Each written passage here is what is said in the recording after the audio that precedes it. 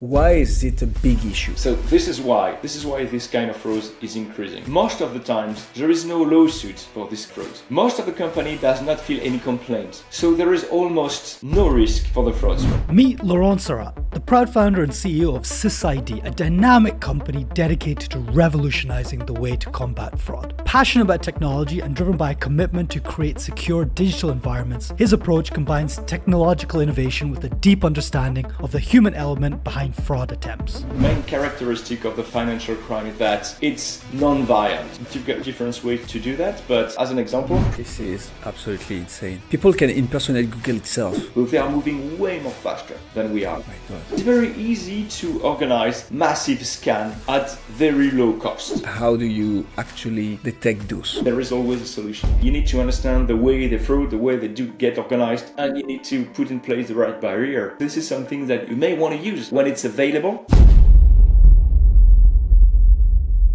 I think this is fascinating. I've looked at the back end of our channels, and it says that since Corporate Treasury 101 started, 77.6% of you who watch or listen haven't yet hit subscribe or follow, depending on the platform you're listening or watching this on. So I have a favor to ask you.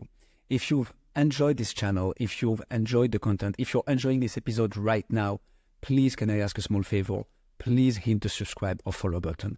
Helps this show more than I can explain. And I promise, if you do that, to return the favor, we will make this show better and better and better. That's the promise I'm willing to make if you hit that button. Do we have a deal?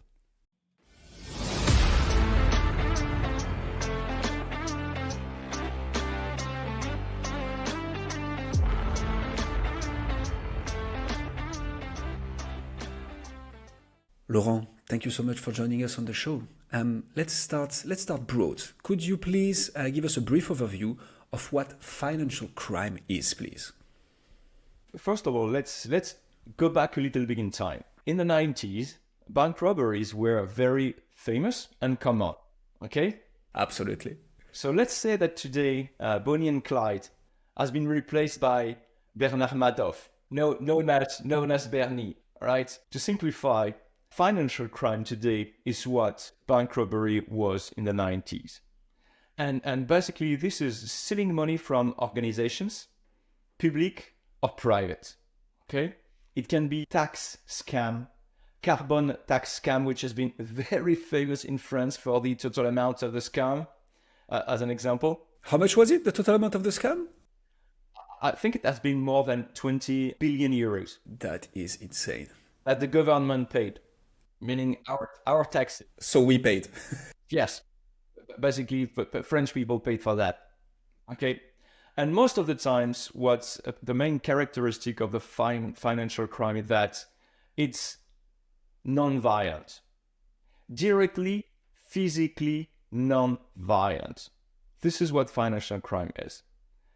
No risk from a physical perspective, at least directly, right? When you got criminal organizations, you can have side effects, damages for people, but most of the time it's seen as non-violent crime. So is it, because that puts a dimension, we can think it's less bad as a physical crime. Well, physical crime is, and health is the worst, but definitely because of the amounts and how it can shake a whole economy, basically, it's still ultra-violent, but not physically.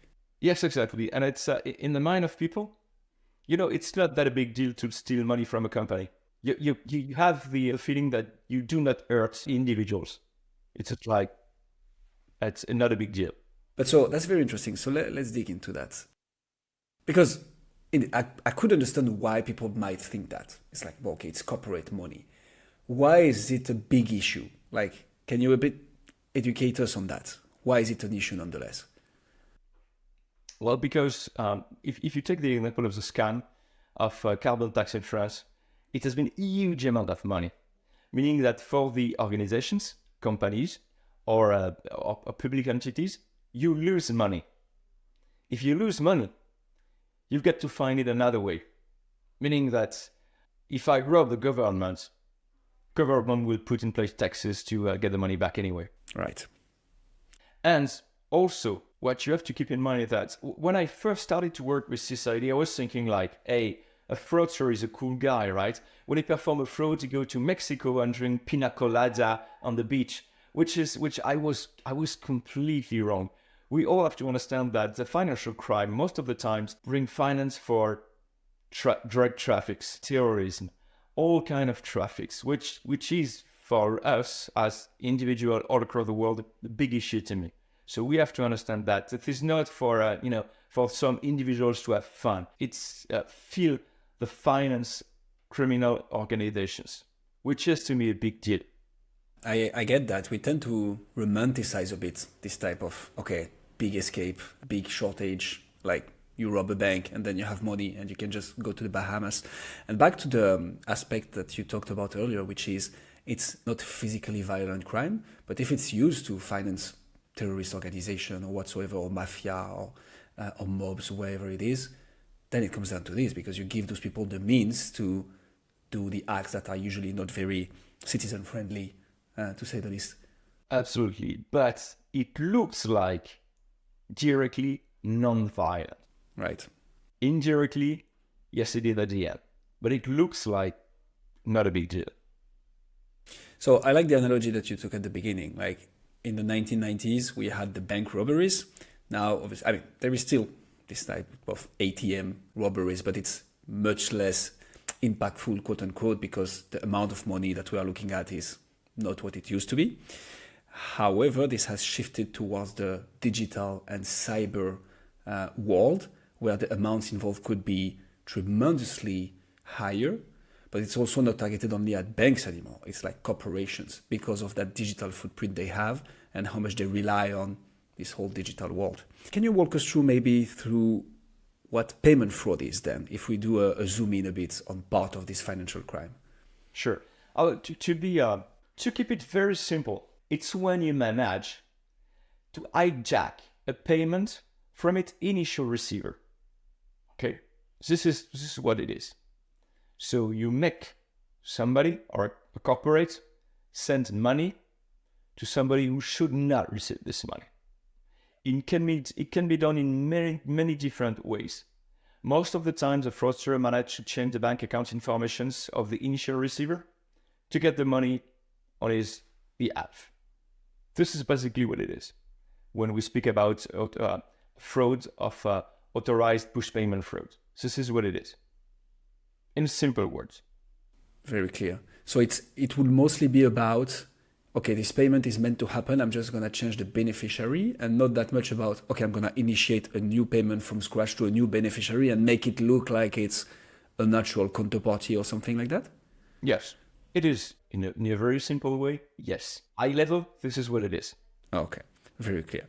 So, and I think you mentioned it very briefly, but what's an APP? So the acronym stands for Authorized Push Payments. Yeah, so what is that? You've got many different ways to pay somebody or pay a corporate. You can do that with cash. You can do that with check, and also you can do that with authorized push payments. I mean, you're gonna tell your bank to pay somebody else on his bank account. Okay, so no cash, no check, no paper. It's all digital. So maybe to take a step back, Laurent, what is a push payment to begin with, just to make sure we understand all the concepts properly? A push payment is when I, as SysID, decide to send money to your company. So I'm going to tell my bank, push that amount of money on Guillaume's company account, which is this one. And this account is owned by this specific bank in America, Spain, Portugal, China, Australia, New Zealand, Angola, wherever. So I push money from my bank account to your bank account directly. Makes a lot of sense. And then authorized, I guess, is because you authorized it. As the person who has authority on this bank account to execute payments, you authorize this push payment. So when there is an APP, an authorized push payment fraud, it's because the fraudster made him or her look like it was you, the authorized person to make payments for SysID, and push the payment towards not the right counterparty. Is that it? Well, or he can convince me that I should push my payments to a bank account informations, which I think is yours, but it's not. Right. How do they do that? You've got different ways of doing that. Yeah. But so how? Like, walk us through, not that I want to get into the financial crime world, but just to understand, how does one just comes as probably me or trying to in-person me and say, Laurent, this is the bank account that I should receive the money on. Like, how does that actually happen? Well, you've got way different ways to do that. But as an example, I'm gonna hijack your mailbox. Okay. So I will send emails to Laurent Sarah pretending that I am Guillaume with your email account. And I say, hey, Laurent, I just changed my bank account number because I changed my bank. I'm not with Bank of America. I'm now in, my bank is now Barclays. Right. So this is my new bank account information. Please invoice that you should pay to me. Pay on this new bank account. As simple as it is. Interesting. And you say, it's the second time you say information. What does that have to do? The bank account information? It's a bank account number and a routing code. It should tell to which bank your payment goes and on which number, which is basically your identification within your bank. Okay. Makes a lot of sense. So why are these type of payments and these types of frauds increasingly becoming a concern for treasurers and companies in general? Because obviously treasurers are one of the safekeeper of payments and systems when it comes to cash management. But why is it becoming more and more of a concern for companies? Well, if I get back again to the 90s, most of people were using cash or check, okay? You understand that nowadays, I mean, companies are working with other companies all across the world. So bringing cash from New Zealand to France, it's a long way, okay? Check, which was very popular and still is very popular in the US.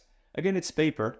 You've got to sign, you get to recognize, you get to read the amounts, you get to read who it should be credits to. So it's a lot of paperwork and not very digitalized. What happened is that, and especially after the COVID, is because when you do receive a check, you have to open the envelope and bring it to the bank and so on. When push payments are very much more easy to manage, easy to emit, easy to receive, less paperwork for the banks. Okay, so now more and more payments are going through authorized push payments. It's in France, as an example, it's most of the payment goes that way. I mean, check in B2B environment, check are not very used anymore. Okay, so why it becomes a concern for the treasurer is that when you get a fraud for authorized push payments, most of the times there is no lawsuit for this kind of fraud. Most of the company does not feel any complaint.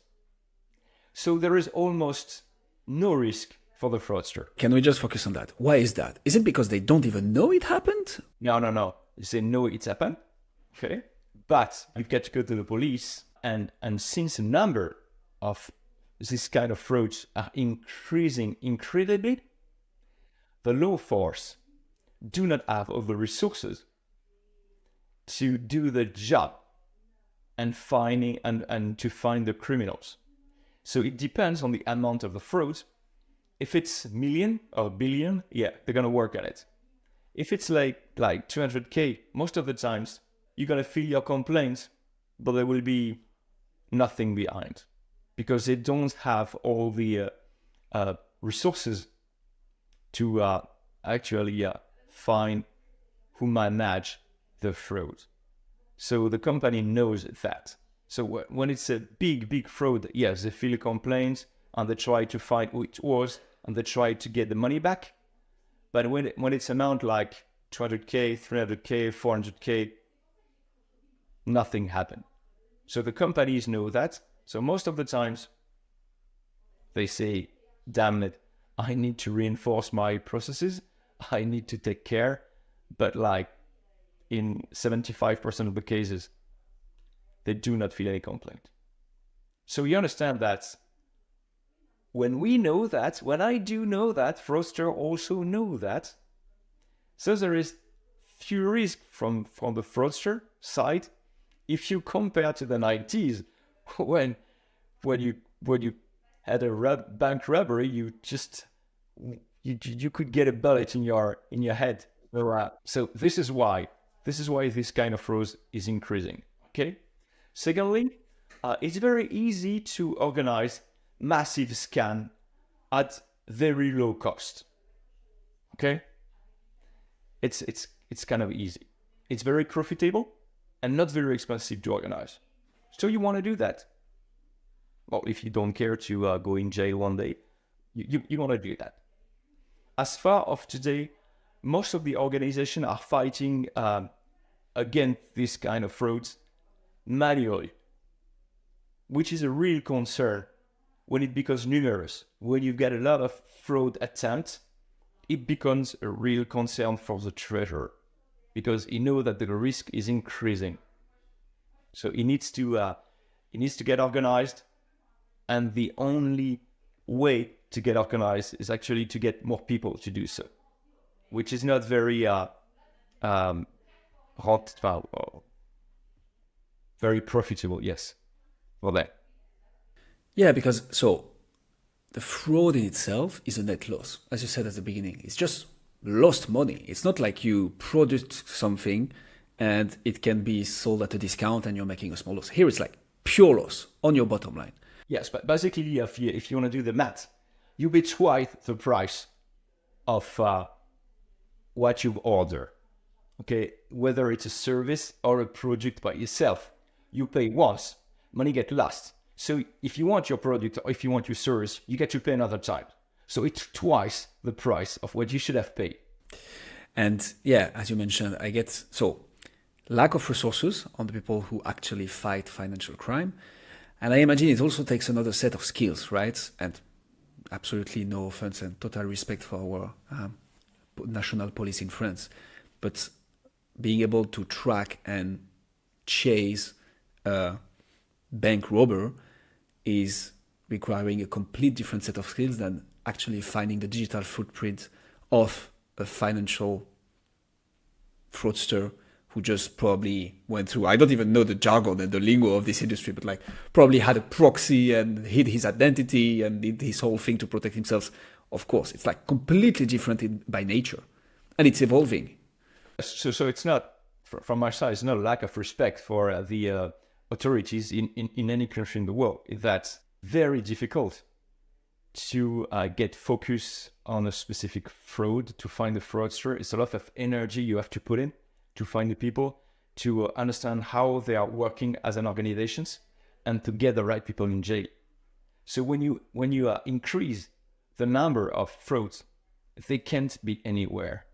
And another thing I'm thinking, Laurent, is, so let's say best case scenario, you eventually find the guy or the girl, you manage to get them in jail. What about the money? Money is gone very quickly. You have to understand that this is not one single person who keep the money on his account. It's a financial organizations. When you've got different people dedicated to a very different task to perform the fraud itself, and the money is moving very fast, and it's split, it's used, it's reused, it's said, it's resent. It's very difficult to get the money back, especially when we speak about overseas payments. When it goes from US to China, going through any network, SWIFT network, European network, it's very difficult to track the money.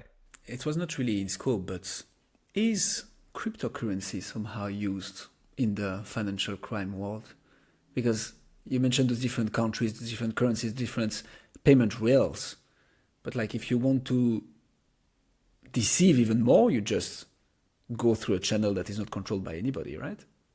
Cryptocurrencies have a really bad reputations. For good reason or not. Which is to me a real barrier for the democratizations of these kind of technologies. The main issue we have is that you don't know who's behind a wallet. You don't know who's behind a cryptocurrency wallet. However, financial authorities in any country start to track if you own a wallet or not, if you get the money on this wallet or not, and how you more or less where the money is coming from. Not how you use it, but at least how the money is coming from. So to me, cryptocurrencies are used to, how do you say this in English? Blanchiment? Money laundering. Yes, money laundering.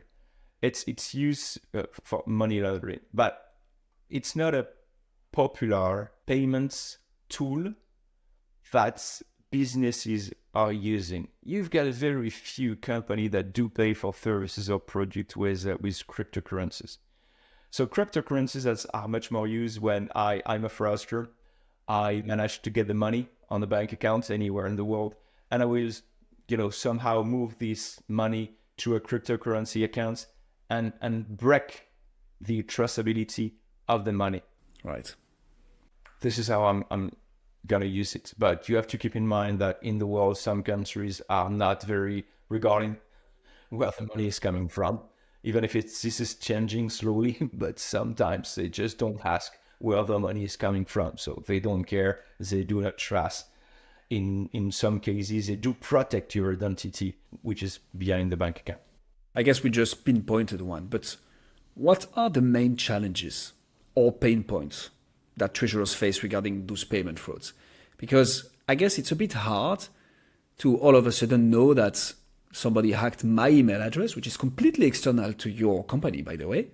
And it's just like, it's on me. It's me who had the breach in my defense systems. But then somebody goes through me. So that's one. The second one is you will never get the money back. What are the main challenges and pain points other than that treasurers face?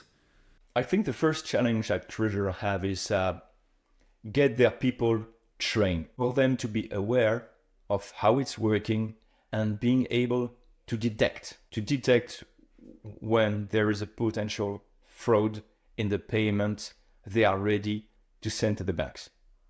Okay? So this is, to me, the real first stake is having their people trained to this kind of fraud. And why it's a challenge? Because fraudsters are very agile.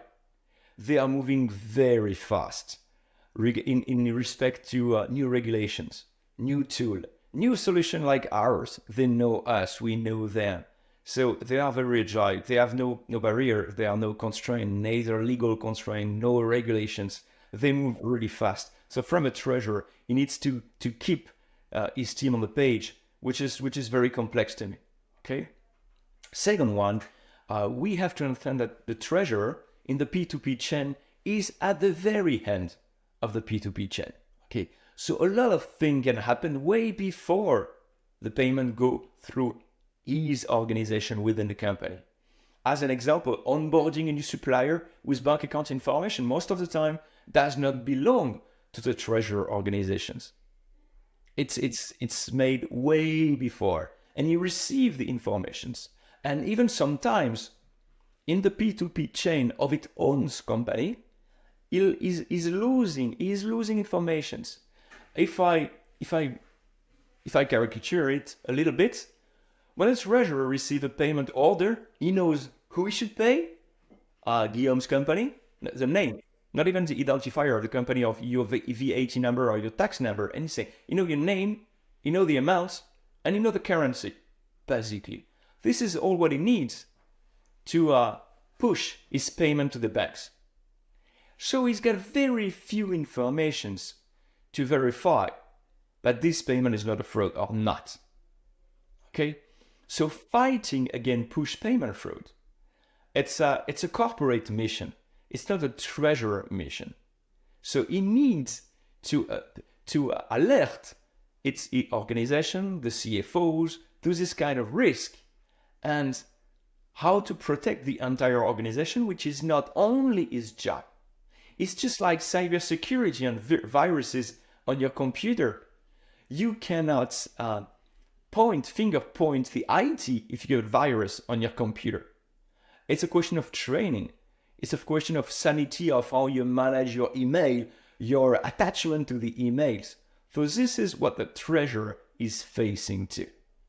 And also, for the treasurer and for the company, imagine a treasurer, a decent sized company, where he has to pay the provider anywhere in the world. Nobody now is doing business, 100 kilometers close to his headquarters.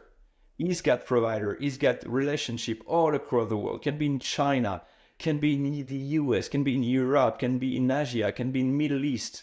So how will he have the intimacy to each suppliers to check and be in alert if something's changed?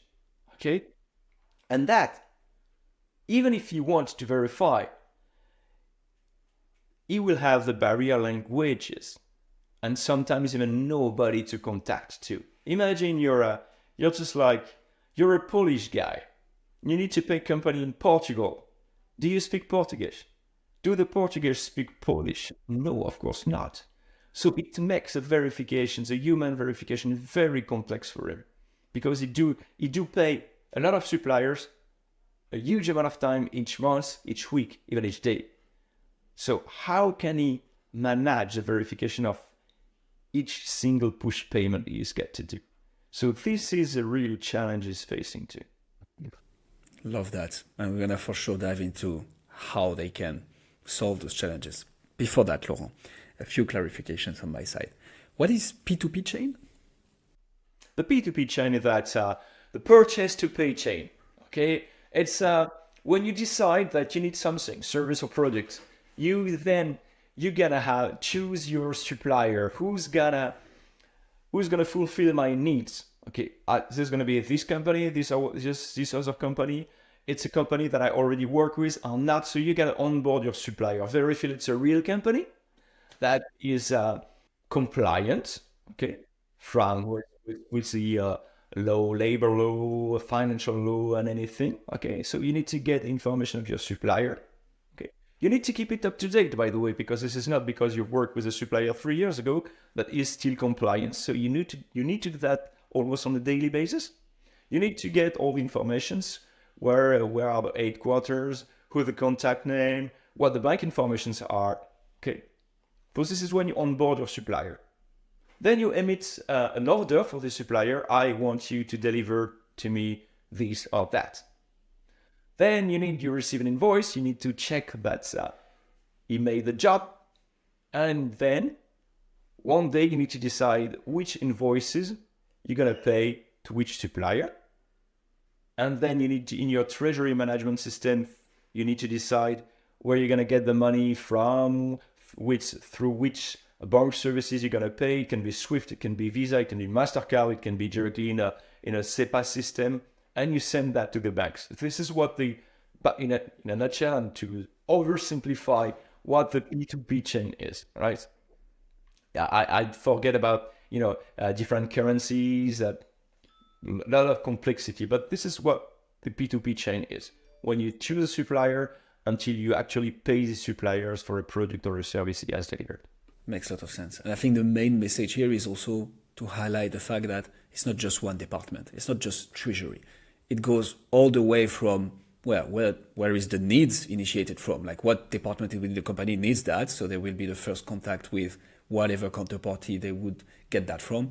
Probably the procurement department then, because you need to properly, and then the legal department regulatory, accounts payables. You've got a lot of departments in the P2P chain. And the treasury is at the very end of the chain and is responsible for paying the right supplier, the right amount on the right bank account number. So this is a challenge he's facing too. Quite some pressure on our lovely treasurers, to say the least. Okay, you mentioned it earlier, Laurent, but so you know what the financial fraudsters do, they know what you do at CID and other of the likes. My next question is, with the ever evolving technology landscape, shouldn't we be able by now to properly fight payment fraud and efficiently? How come, thanks to all the technology we have right now, this has not been a problem that we solved already? We should, but you have to think that most of the treasurer and treasury departments are using software suite tools. You have to keep in mind that these software and these tools need also to evolve, which is not that quick. Right. When you think then with the fraudster, It's a cat and mouse game, and they always will way faster than you are to adapt. They are way much more agile than any companies. And if the technological landscape evolve for the businesses, keep also in mind that it evolves for the fraudster.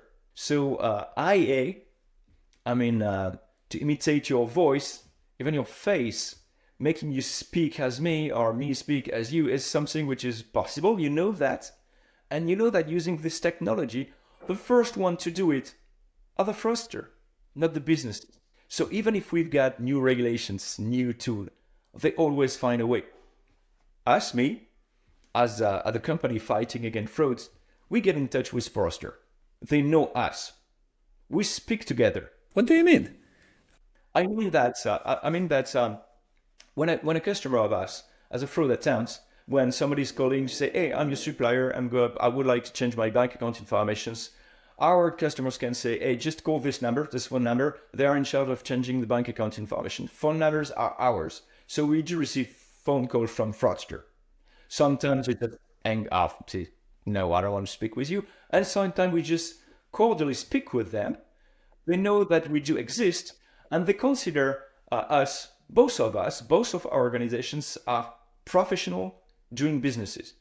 And they do consider that there is room for both of us to protect our customer against frauds, and them performing frauds against our customers. So it's a business, except that we do have rules we have to play with. Okay, we're an official company, so we have to comply with a lot of legal stuff. They don't care.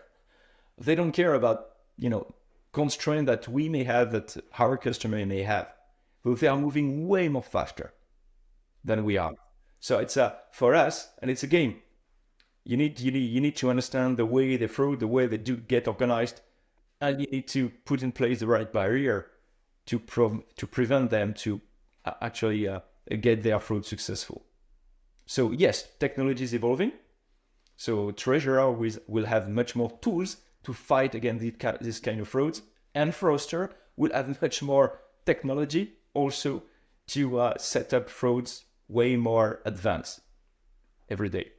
So if I want to get the best use cases of new technologies and innovations, Laurent, I should just look at what financial crime is doing, basically.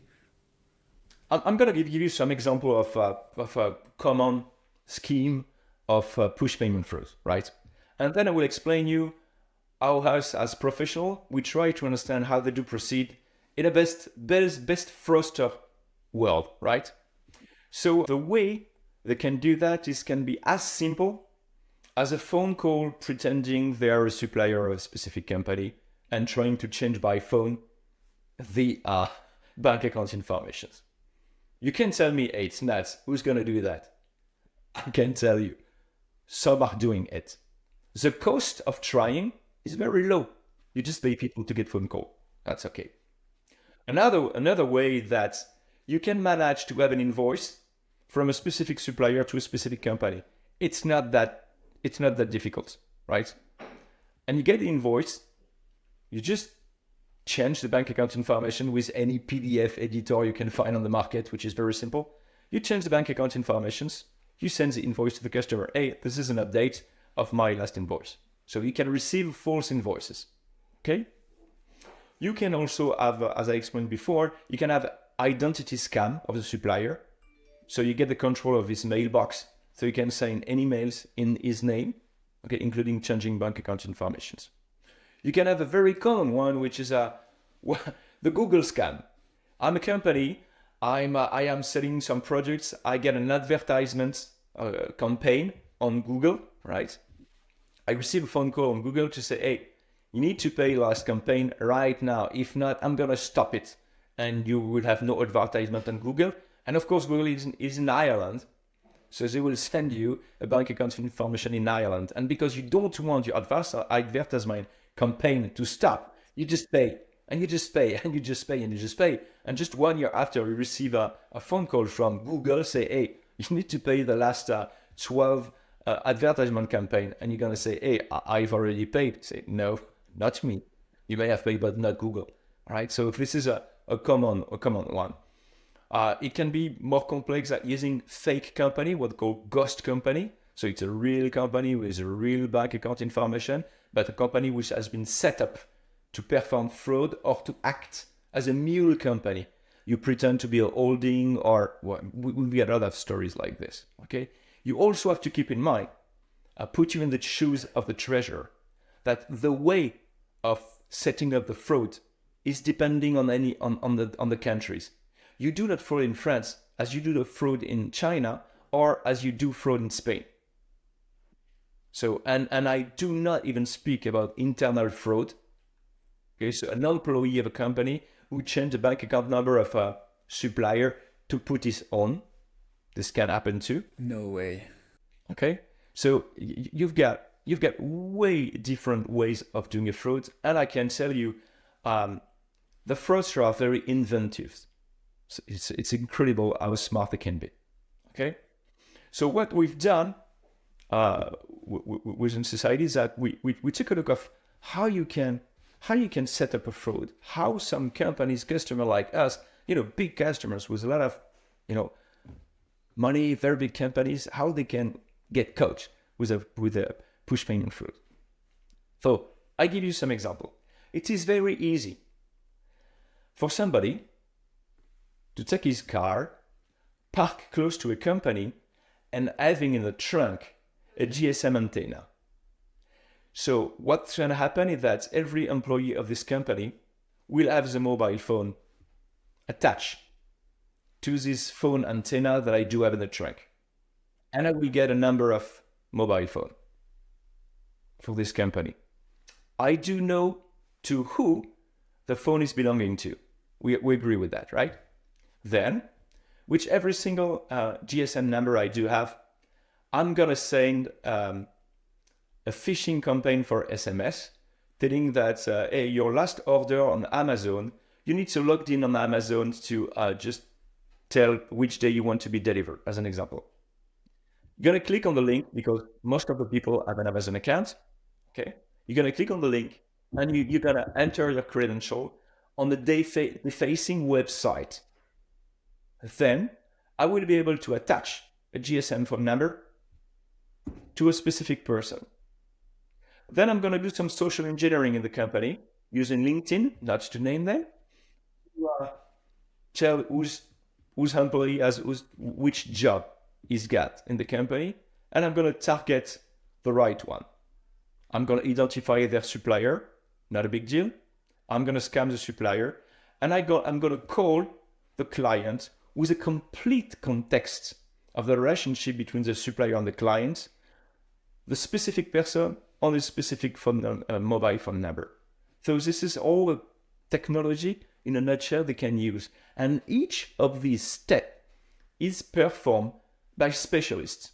Okay, if you want to order me a specific website defacing, it's going to cost you less than $100. Okay, so if you want to get a phone number of a person in a specific area of a specific country, it's also very easy to do. This is how you receive, sometimes text messages that say, how did they get my phone number? This is how they do that. They know that you're living in a specific area of a specific town or in a specific country, or you're working for a specific company. This is how they do that. So imagine with all the complexity of the technical world, all you can use to set up a fraud, and all the options you've got to set up the puzzle to finally get to steal the money. This is absolutely insane. People can impersonate Google itself. If you see Google Ads campaign payment fraud being a typical use case, it means people can go as far as impersonating one of the biggest company out there. Lots to unpack here, Laurent. Internal fraud. Can you walk us through that a bit? Well, internal fraud is that. To be fully honest with you, it happens. Okay, sometimes. I never understood how you can do that, or you should be like desperate. But for some people, it's working for a long time. But when you change manually a bank account of a specific supplier for repayments, at the end, you're going to get coached. 100%. That's for sure. You're going to get coached. But it exists. And even if you identify the persons, from the treasurer perspective, from the company perspective, is that you have been scammed. Your processes are not strong enough. Even if you coach a guy, if he did like 10 times, 20 times this, your processes are not strong enough. So we have to understand that the fraud impact is not only financial, that when you've got this kind of frauds, it demonstrates that your internal organization, your processes are not strong enough. So you're going to do a forensic for that. You're going to hire a consulting company. They're going to audit all your processes. You will have to speak with them. So it also will have a cost for you on top of the money you've lost. But internal fraud exists also. I think we've discussed quite some reward examples. Laurent, what are the measures that treasurer can take to actually ensure security, at least mitigate that risk and ensure confidentiality of payments, all this beautiful stuff that could actually help them combat and fight financial crime?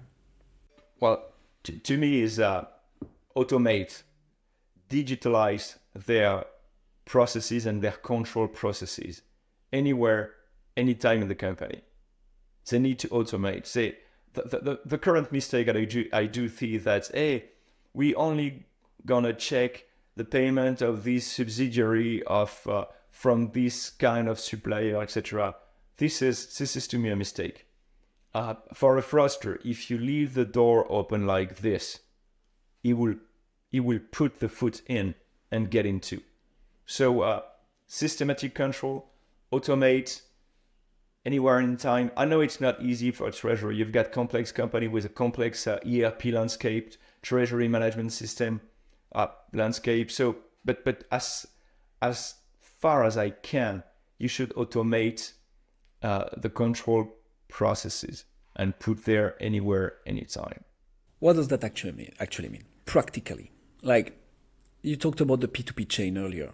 Do you mean that we need to, as soon as there is a new request to be done, we should put clear processes in place with the very intention of combating financial crime? Because at some point, like, I'm all for processes and automation, but I also can hear the treasurers and people from other departments as well saying, okay, but then we add so much friction that doing anything will take us so much time now.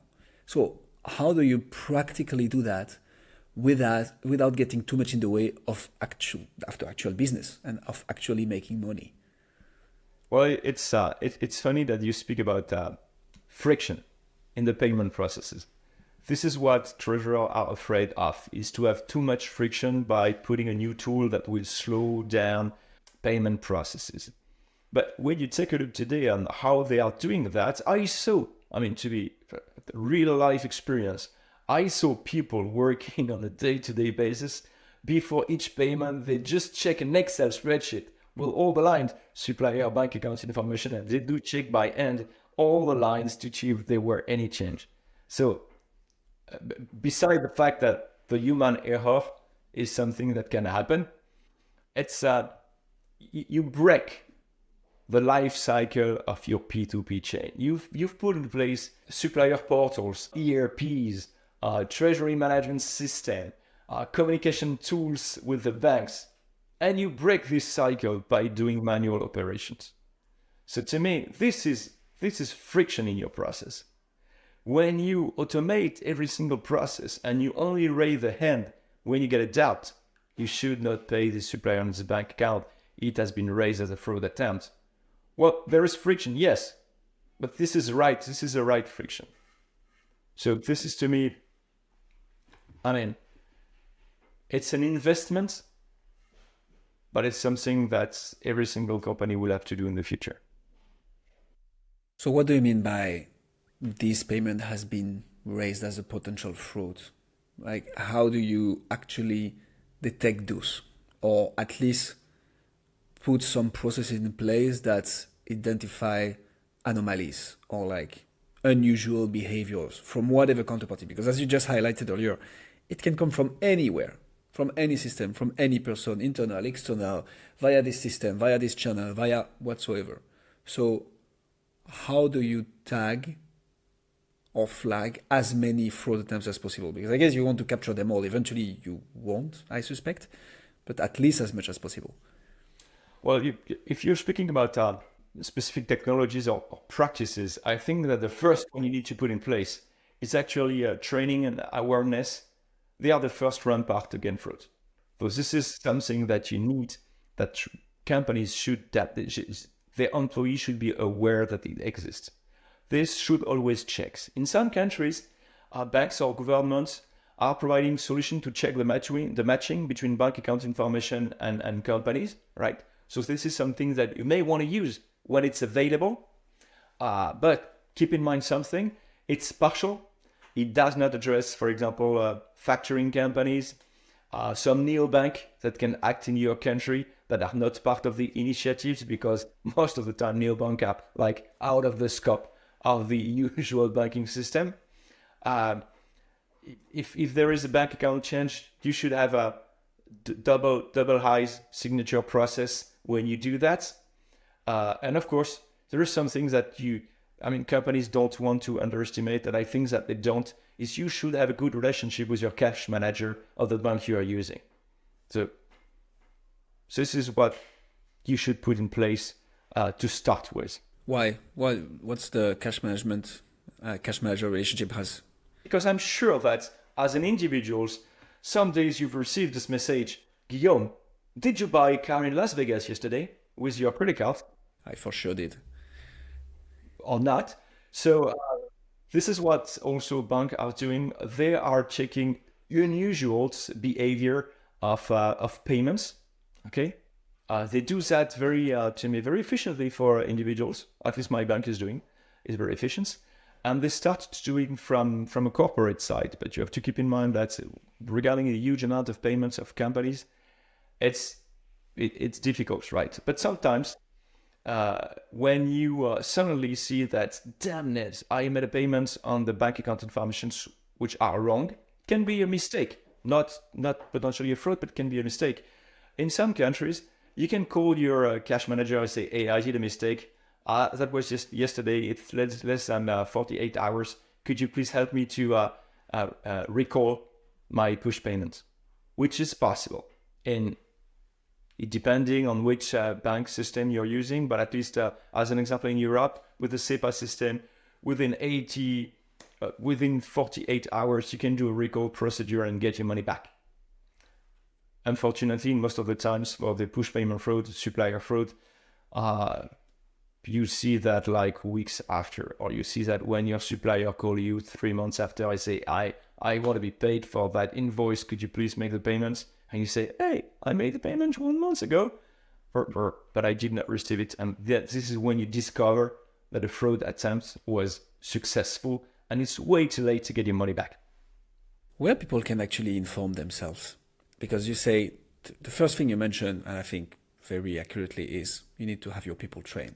Because if you have a first line of defense for this kind of fraud attempts, being the people themselves, which is the highly, people are the ones that are the most likely to get a fraud through, not intentionally, but unintentionally eventually.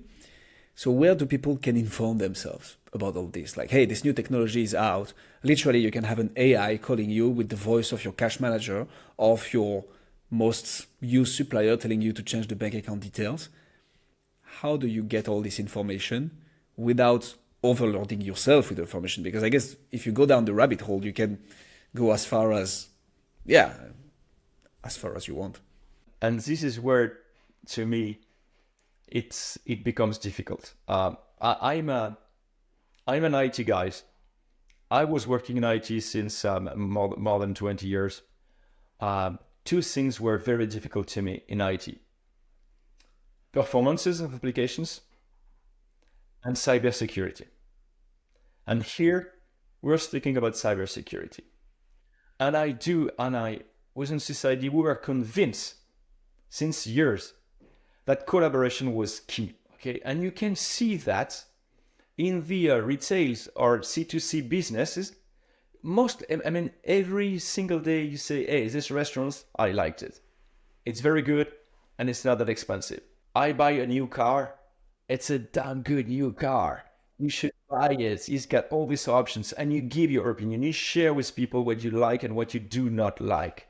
If you take a look at Waze, well, I don't know how to pronunciate, but for the English people, Waze, it helps you to drive home safely, telling you when there is traffic jam, when there is an accident, when there is police. And I should not say that for sure, but this is how people, this is what it's working. It's working like crazy, okay? You can modify the way people are driving home by collaborating between each other. And I think that to fight fraud, we should do exactly the same. If I get a fraud attempt, and if I get it, if I see it, okay, I'm sure that the fraudster is going to targeting other companies. They may be competitors or not, but at least if I could be able to share it, that would help others. Okay?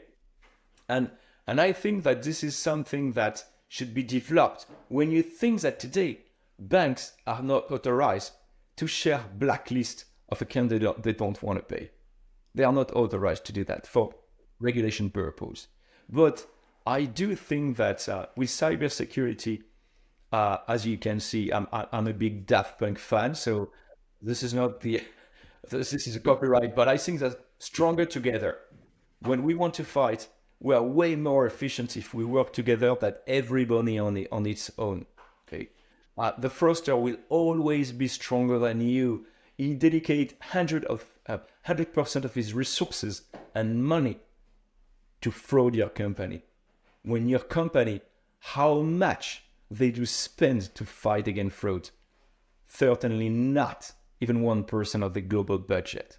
So you have to think about that. So the only way to me to resist is actually to put the people together and foster the collaboration between people to fight against frauds. It's way more efficient. It's way more time. I love that. And for the people not watching us on YouTube, go check us out on YouTube. This is why Laurent mentioned it, because we have the video and he has indeed an awesome Daft Punk headset, actually helmet behind him with quite the light background. Collaboration, Laurent. It's a very interesting one because from my days at Société Générale and as a cash manager, but also as a consultant, the thing about fraud is that one might be a bit ashamed that they got attacked. And that's something they might not be very much willing to share because that's a reputational risk. That's also something, hey, I've not been good enough at this. You kind of don't really want to share the bad stuff happening to you, especially when it comes to your job and your responsibilities. Is that not an additional layer of complexity to what you just explained here? Meaning we can be better by collaborating, yet this particular problem is creating friction in collaboration.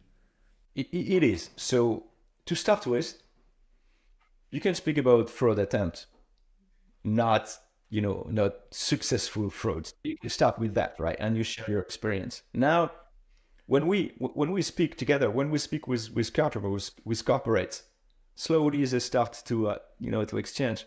Maybe not the amount, maybe not all the detail of the processes, but there is no one company that has been victim of a fraud attempt at least.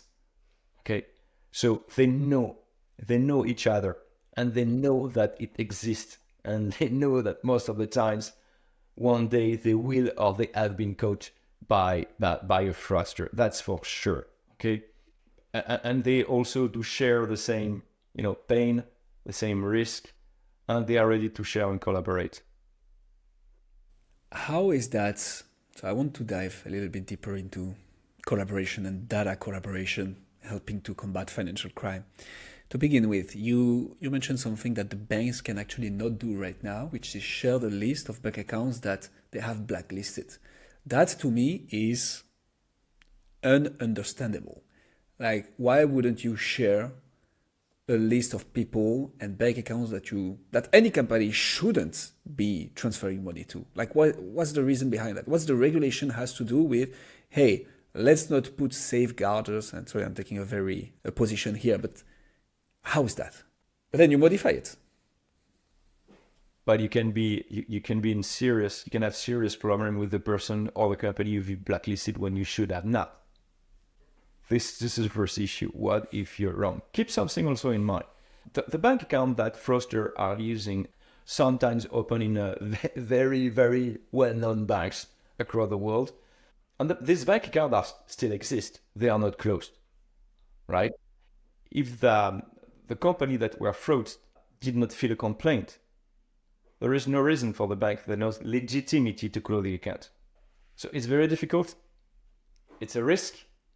And also take something else into considerations. When I do pay a supplier on a bank account, the bank asks me twice, "You sure you want to pay on this account? You sure you want to pay on this account?" Yes, I'm sure. So it's your responsibility as a payer to verify that you've got the right bank account number. It started to change, at least in Europe, with the EU EPC and the new regulation they want to put in place for the instant payment. Because we didn't speak about that, but instant payments, you've got like 7 seconds to get your money back. After 7 seconds, it's just it goes away.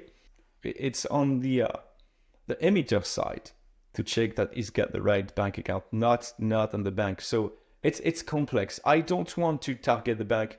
I think that they are doing a great job to protect their customers. But from a regulatory perspective, they also have to navigate in a very complex world. And it's not like, yeah, it's obvious. It's obvious for you from our chair, the Daft Punk helmet. But from a regulation perspective, it's way, way, way more complex. There are big animals to move. So what are the data that we can collaborate on? What are the points that collaboration is possible on?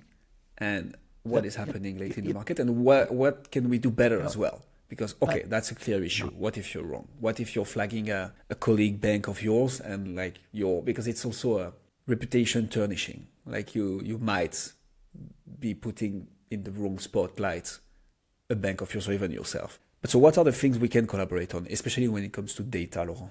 What we suggested to our customer when we started to make society what it is today, say, hey, you know that you've paid a supplier, you know when you did pay, and you know how much time you pay, and you know where you've paid.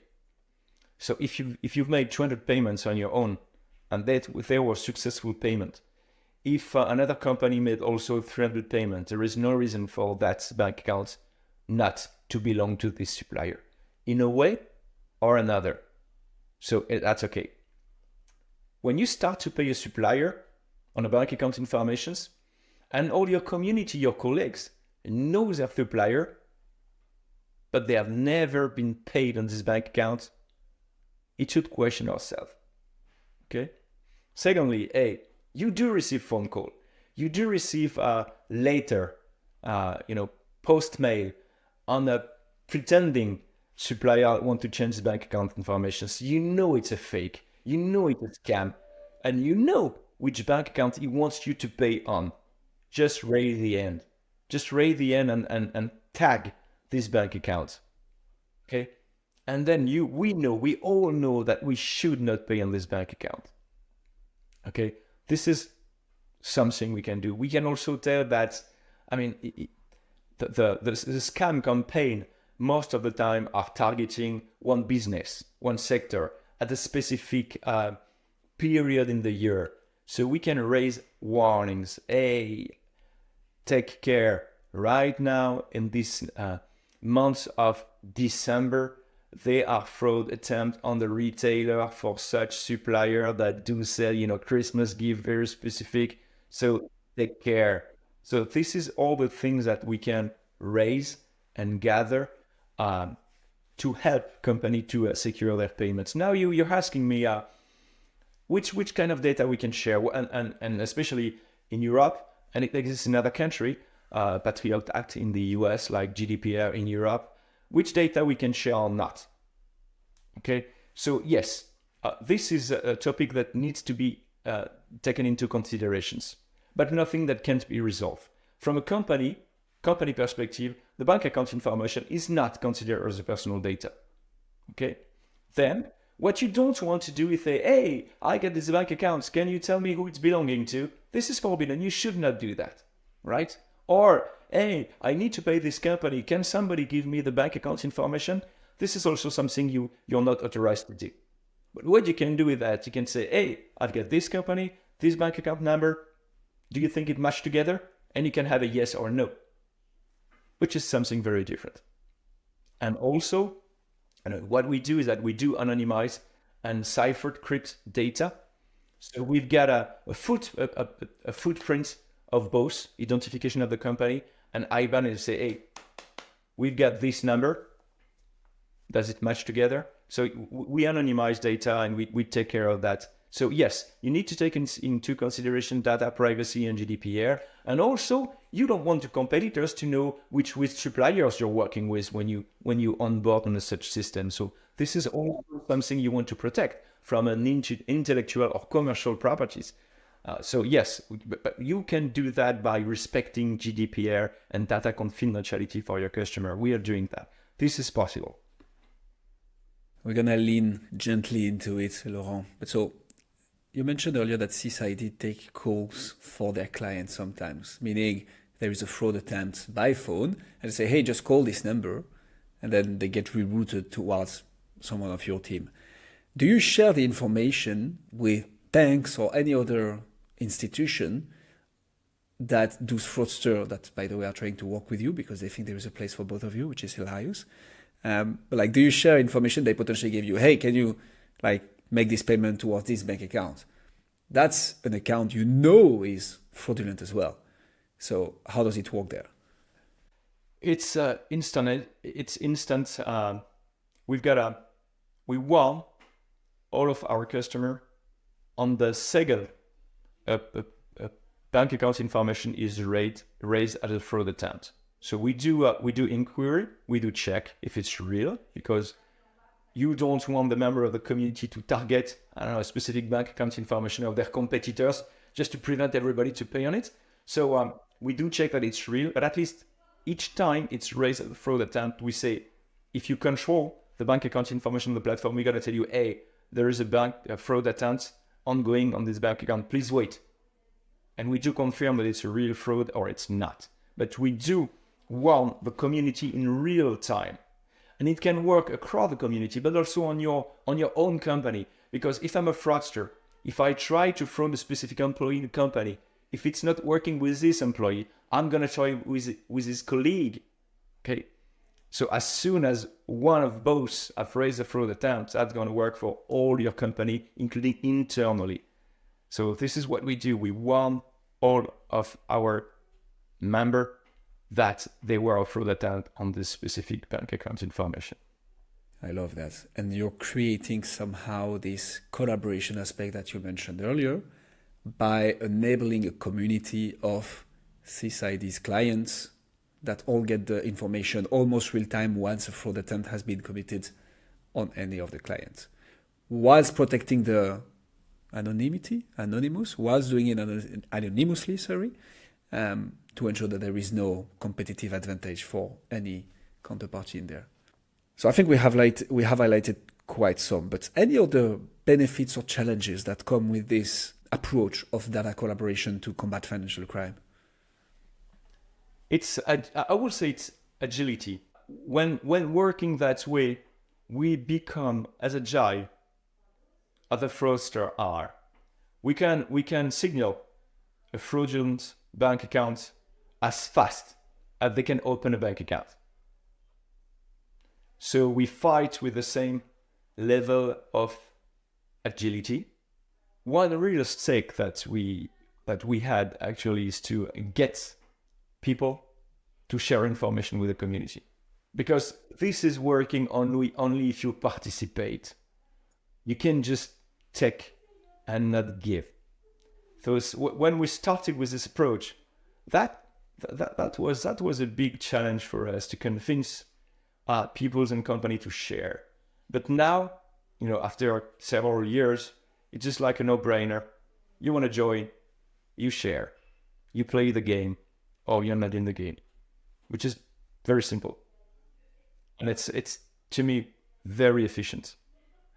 Makes a lot of sense. And I understand that the difficulty here is to create the traction and inertia, not sure of my English here, But once you get this, people want to be part of it because they see the benefits of it. But so how did you convince people in the first place to also give before taking or whilst taking? Because it's not, yeah, it's internal data. I understand why you might be reluctant to do it. So how do you, is there a quota? Like, hey, you will get that amount of information only if you give that much as well? Or how do you manage that? Our customers do share with us their payment history. So we know who they pay, where, and when. And they do that on a regular basis. So it's mandatory. When you join the community, you've got to share your 18 months of payment history. And every 6 months, they need to share their payment history. So we always have fresh data from our community. And they do that because they probably trust that you will anonymize properly all the data they send you before sharing it into the pool of data.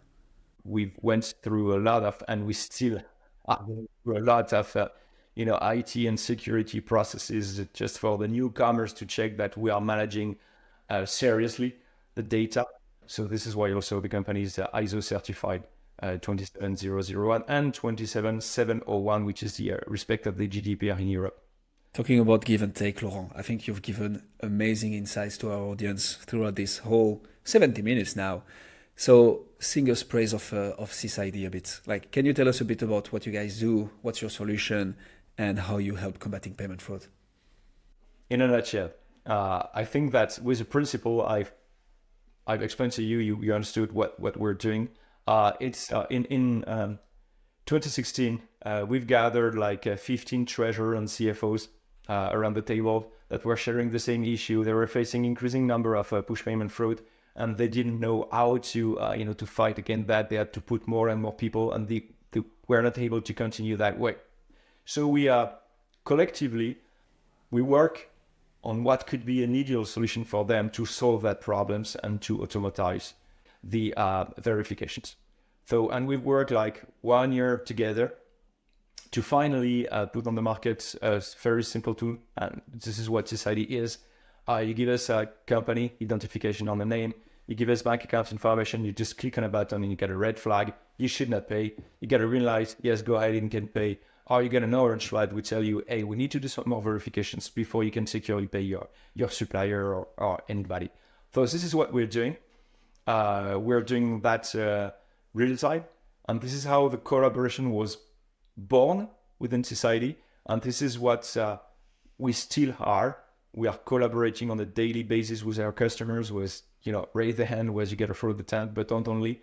We make the product evolve with new technologies, with new data sources, with new checks, and we still speak our customers. We're a collaboration-based company. And I see why this business model could be exponentially beneficial for the customers, because the more people there are in there, the more data you have, the less fraud, well, not the less fraud attempts you will get, but the less successful fraud attempts you will get. Important phrasing here. How do you actually integrate with companies? Because I can't imagine that people need to manually enter. Well, they can, I suppose, but like they wouldn't manually enter all the, hey, this is the name of my supplier, this is their bank account or banking information. Of course, no. You're right. We're doing much more than 2 million of verification per month on the platform. So you can't imagine that they do that manually by entering the company identifications and the bank account information, of course. So when I did create SysID, I got something in mind. I'm an old guy, and I got a real passion for Daft Punk, but also for computer. And each time I was buying computer, I had this little sticker on it, Intel inside. And each time I was buying a computer, regardless of the mark of the computer, the brand of the computer, it was always Intel inside sticker on my keyboard. And this is what I wanted SysID to be. Not a project, but a service that you can onboard in any of the tools you're using on a daily basis on your purchase to pay chain. So we've set an API platforms, okay? And we have been integrated in most of the ERP of the market, most of the treasury management system on the market. So we are usable in the tool that our customers are using on a daily basis. And also, I didn't want to be a pain for them and being an additional tool that they had to use on their EV workload on a day-to-day basis. So we ease the use of SysID as a service within their day-to-day tool. or not adding any of those friction points that we mentioned earlier. And I love the storytelling, by the way. Can you share any success stories? And typically here, I guess it's whilst doing this anonymously, of course, but I guess it's pretty easy to say, hey, we prevented that much in fraud, because you actually see the amounts eventually. If you get an email or if you get an invoice, as you mentioned, or any of the other means we could do payment fraud. Like, can you share any success stories and how much money that can potentially save a company to work with CID? There is something I would like to share with you that goes behind the money they can save. When started this adventure, I made a lot of mistakes, like thinking that the fraudsters were drinking pina colada in Mexico. I also underestimated the impact it has on the treasury team when they were victim of a fraud attempt, and the pressure it is on their employees on the day-to-day basis. Say, did I make the payment right? Is that a fraud or not? And I met people that were suffering a fraud, a push payment fraud, and the employee wasn't able to get back to work because he felt responsible for the loss of money for his company. And it was impossible for him/her to get back to work. So to me, a successful story is when I do speak with customers that say, hey, today, there is no way we can do our job without society, without your tools, because it gives us a peace of mind that you cannot transform into a euro or US dollar as a saving. But also to save money, we also help financial organizations to reduce the number of people that were dedicated to do these manual processes, so they can do something else that's checking bank account information on Excel spreadsheets and use their times for much more added value task than verify bank account informations. And they can reduce drastically the number of people that were dedicated to that before. And we've got one famous customer that